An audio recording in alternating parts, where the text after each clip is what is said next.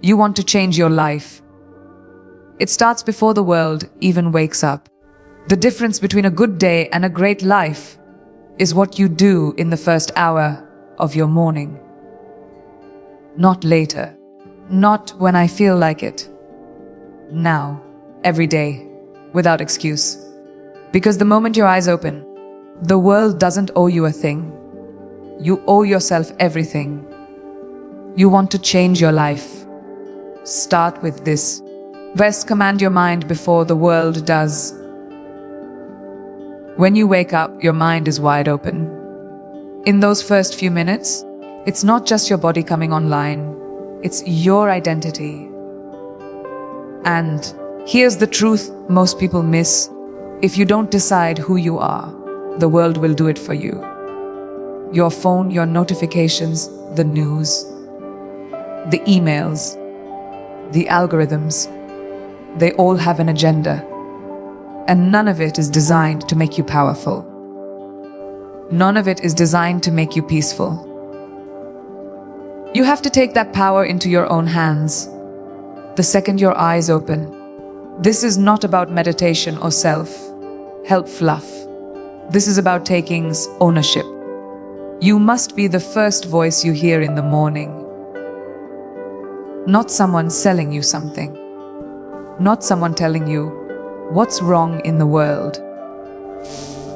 You have to speak your truth to yourself before anyone else gets the chance to speak theirs into your day. Because once the world gets in, it's already too late. The mood you wake up with will set the tone for everything. Your mindset is not a side effect, it's your foundation. Start by sitting up. Breathe deeply, slow and intentional. Don't reach for the phone. Don't jump into urgency. Let your mind ask one powerful question. The who do I want to be today? Not what do I need to do? Not what's on my list? Not who needs something from me? Who do I choose to be today? Because that is the only question that shapes your identity. The doing will follow the being. You show up as the person you decide to be, and the world responds accordingly. Next, define your emotional home. What do you want to feel today? Confidence, drive, gratitude. You don't have to wait for the world to give you permission. You've generated those emotions. You don't find peace, you build it. You don't wait for confidence, you create it. And that creation starts with inner direction. You're the thermostat, not the thermometer. You don't react to the environment. You set the temperature for how you move through it. Understand this: the world is noisy. It will push and pull and pressure you the second you step into it. If you're not mentally armored, you will absorb everything. People's fear, their doubt, their urgency, their agenda. But if you've already planted your intention, if you've already taken control of your mental state, none of it sticks. You walk in centered, grounded, and focused. That's power. And that kind of power, it's rare. It's magnetic. It makes people stop and ask, what is different about them? This is how leaders think. Not because they were born different, but because they chose to train their minds before the world trained them. They became intentional, not reactive, deliberate, not distracted. And it starts the moment they wake up, every single day. No exceptions. Because if you can own your morning, you can own your life. And if you command your mind before the world does, there's nothing. Nothing you can't build. Your body is not just a vessel. It's your power source. And the way you treat it first thing in the morning sends a message to every cell, every muscle, every fiber of who you are. This isn't about exercise. It's about energy. It's about telling your system, We are alive, we are in motion, we are already. Because when you move your body, you move your life. Stillness in the morning is not peace, it's stagnation. You weren't born to shrink into the day, you were born to wake it up with fire. Think about how most people start their morning slow, sluggish, scrolling through nonsense, dragging their feet like the day is some kind of burden. And then they wonder why they feel stuck, why their goals seem far away, why they can't catch momentum. Momentum doesn't show up. You create it. You don't have to run a marathon at dawn, but you do have to move. Stretch, walk, jump, sweet. Just tell your body, oh, we're not in survival mode anymore. We're in creation mode. That shift, that simple shift, rewires everything. There is a science to this. Movement activates dopamine, endorphins, adrenaline. These are not just feel-good chemicals. They are performance enhancers. They increase focus. They increase confidence. They increase clarity. You want to make better decisions. You want to feel sharper, more powerful, more in control of your day. Then treat your body like the weapon it is. Sharpen it, fuel it, respect it. Because you can't have a focused mind in a tired, stagnant body. And here's the real truth. When you push your body in the morning, even just a little, you've already won something. You've already conquered something difficult the world even had a chance to knock. That kind of self-respect is contagious. It bleeds into every interaction, every challenge, every problem you face. You walk taller, you speak with more certainty. Not because you're pretending, but because your body remembers that you showed up. You didn't wait to feel ready. You acted, and that's what leaders do. So many people think motivation comes first. They say, I'll move when I feel like it. But that's not how it works. Movement creates motivation. Action breeds energy. If you sit still, your mind will talk you out of everything you need to do. But if you move even for 5 minutes, that motion silences the doubt. It tells your mind, ooh, we're already doing this. Keep up, and eventually the mind listens. Ooh, it falls in line. It follows your lead. And that's when the game changes. This is not about fitness. It's not about body image. It's about self-leadership. It's about proving to yourself every morning that you are not a passenger in your life. You are the driver. You command your energy. You don't ask for permission to feel strong. You build it. You own it. You walk into your day not hoping for power, but bringing it with you. And once your body knows that rhythm, once it craves that movement, there's no stopping you. Because you didn't just wake up, you activated. Your mind is like soil. Whatever you plant in it first thing in the morning will grow all day long. So ask yourself this, what are you planting? Are you feeding your brain distraction, fear and chaos? Or are you feeding it clarity, strength, and purpose? Most people don't even realize they're handing over their mental real estate to junk. The scroll starts before the first sip of water. The news floods in before their feet hit the floor. And by the time they actually begin their day, their mind is already heavy. With stories that don't serve them, with noise that drowns out their inner voice. Your brain is most impressionable right after waking up. That's when it's highly suggestible. That's when you decide, will this day work for me or against me? And what you choose to consume in that first hour is everything. Confident too when you open your phone and let the outside world rush in. Someone else's crisis, someone else's opinion, someone else's highlight reel. You're not just wasting time, you're weakening your focus. You're allowing someone else's energy to override your own. That's not harmless. That's self-sabotage disguised as catching up. Instead, Start feeding your mind what it craves, not what's convenient. Read a few pages of something that sharpens you. Listen to a voice that uplifts instead of distracts. Not all content is equal, and not all motivation is truth. Find the words that ignite your fire, not the ones that just sound pretty. This is about fueling your direction. It's about reminding yourself, before anything else tries to define you, who you really are. You are not here to be passive. You are not here to be overwhelmed. You are here to build. And builders protect their mindset like it's gold. Because it is. There's a reason the most successful people on the planet don't start their day with Instagram. There's a reason high performers are intentional about their mornings. Because they know input determines output. Garbage in, garbage out. Wisdom in, strength out. Every piece of content you consume is either a tool or a toxin. It's either building your resilience or chipping away at it. So make a conscious choice every morning about what gets your attention. Because what you give your attention to, you give your power to. Don't wait until midday to get clear. Don't wait until the world knocks you off balance to try to find it. Feed your mind something that stretches it.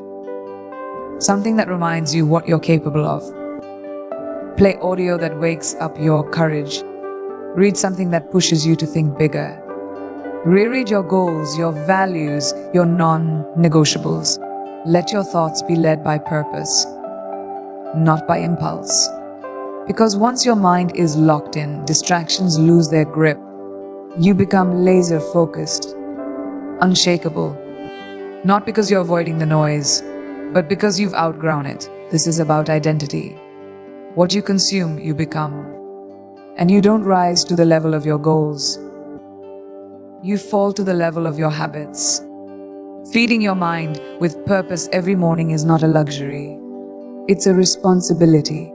It's how you prepare for the storms before they come. It's how you lead instead of follow. You don't need more time. You need more intention. And it starts with what you choose to consume the moment your day begins. Your mind will reflect whatever you allow into it. So give it something worth becoming. There's a moment every morning where you stand on the edge of comfort and growth. And most people don't even notice it. It's that quiet second when you know exactly what you should do and your brain whispers, do it later. That's the moment. That's the line. And if you cross it, if you act instead of hesitate, everything in your life begins to shift. This is the moment to set one intention for the day that scares you. Not because it's dangerous, but because it's honest. It's the thing you've been avoiding. The conversation you've been postponing. The task that actually moves the needle. We live in a world addicted to busy work. We check things off lists just to feel accomplished. But deep down, we know we're avoiding the work that actually matters. You don't need more productivity. You need more courage. And courage shows up in those decisions that make your hands sweat. Those decisions that wake you up with a knot in your stomach. But here's the truth, what you avoid controls you. So if you want your power back, you face it, head on. No delays, no detours. Set one bold intention every morning that forces you to step into your edge.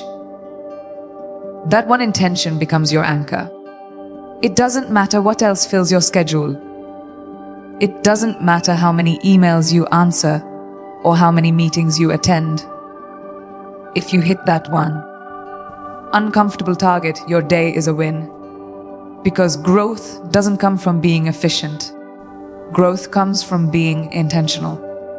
From doing the one thing that elevates you, challenges you, transforms you. And you already know what it is.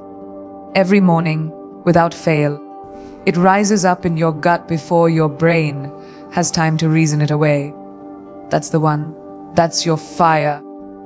Here's where people get it wrong. They wait to feel ready. They wait for clarity. They wait for motivation to strike like lightning. But growth doesn't wait for your comfort. It demands your decision.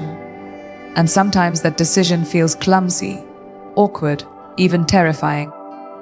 But the fear you feel isn't a stop sign. It's a signal. It means you're standing at the border of your next breakthrough. And if you step through it, if you act while your heart's still pounding, you start rewiring your mind for leadership. You become someone who runs toward discomfort, not away from it. That kind of intention builds momentum.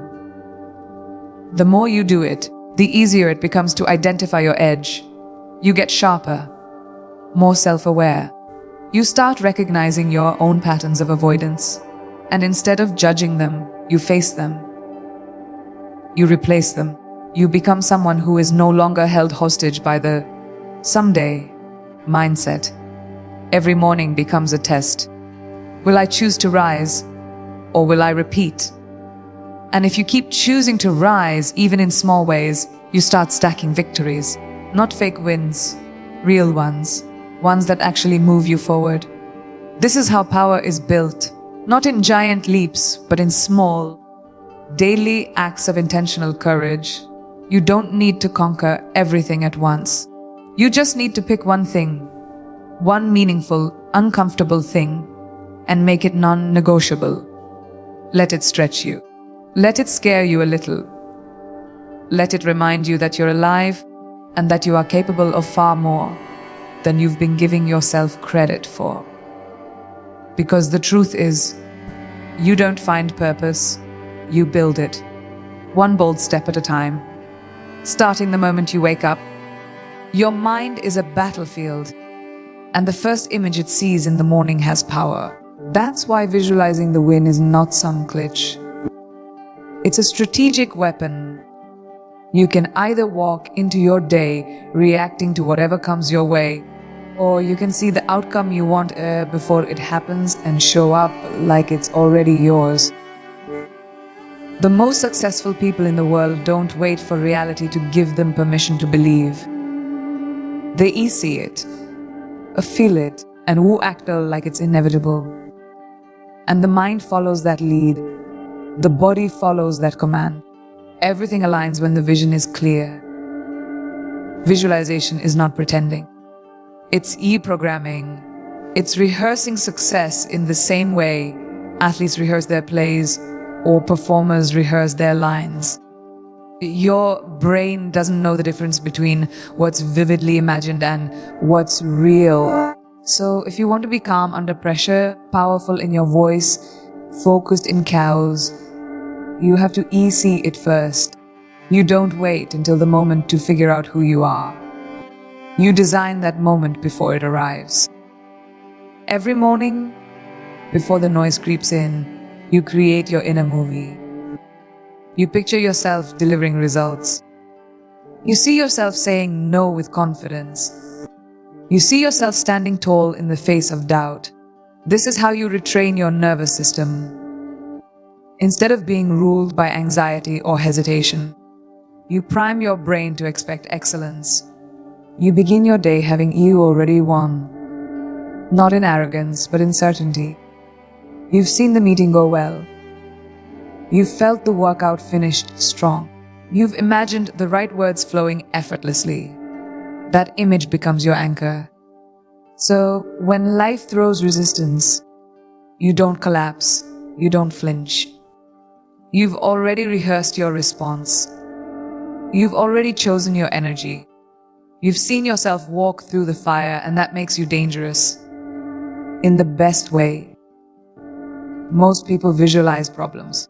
They wake up bracing for stress, for conflict, for failure. And they wonder why life feels so heavy. Your thoughts are magnets. If you start your day expecting struggle, your brain will find it in every corner. But if you train your mind to expect power, to expect solutions, to expect impact, your behavior shifts, your language sharpens, your presence intensifies. You walk into rooms like you belong there. You make decisions from a place of ownership, not fear. Because in your mind, you've already claimed it. You don't need hours to do this. Just minutes. Close your eyes. Picture yourself doing the hard thing. Fully present, fully alive, fully aligned. Don't just see it. Feel it. Hear the tone of your voice. Sense the calm in your breath. Feel the strength in your spine. Smell the air of victory. Make the vision so clear, so detailed that it becomes undeniable. That's how you build belief, not by waiting for proof, but by creating the evidence inside of you first. That belief becomes behavior. That behavior becomes momentum. And that momentum becomes transformation. If you can control the first image your mind holds, you can control the direction your day takes. This isn't fantasy. It's focus. It's alignment. It's leadership. And the best leaders in the world, they see it before they speak it. They speak it before they live it. And then they live it with intention so strong, nothing can knock them off their path. That level of vision doesn't happen by accident. It's built every morning with precision, with emotion, with clarity. Because when you own the image, you own the outcome. Gratitude is not a soft emotion. It's not just a feel-good exercise, something you post online with a sunrise picture. A gratitude is power. It's clarity. It's a weapon against chaos. When you wake up and intentionally shift your focus to what is right, what is already working, what you already have, what you've already overcome, you reclaim control. You're not waking up to problems, you're waking up to possibilities. You remind your brain that you're not starting from lack. You're starting from abundance. And that mindset changes the way you attack the day. Most people wake up and immediately focus on what's missing, what they don't have, what they haven't done, what still needs fixing. And that becomes the lens they wear all day.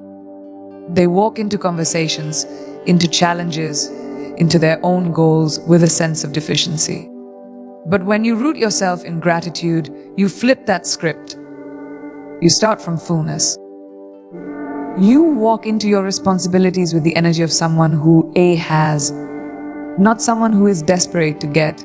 And that difference, that shift in posture, it's magnetic. It changes how people respond to you. More importantly, it changes how you respond to life. Gratitude rewires your nervous system. It regulates your emotional state. It lowers stress. It raises awareness. You become calmer, more grounded, more resilient. And that's not magic. That's physiology. When you express gratitude, your brain releases dopamine and serotonin. These chemicals sharpen focus, increase happiness, and improve decision-making. Gratitude isn't passive. It's not for the sidelines. It's something you do to win. Every single morning, write it, say it, speak it out loud. Because what you acknowledge expands. What you focus on multiplies. And when you give your attention to what is good, you train your mind to see more of it. Especially in hard times. You don't have to be thankful for everything. But you can be thankful in everything. That's a powerful distinction.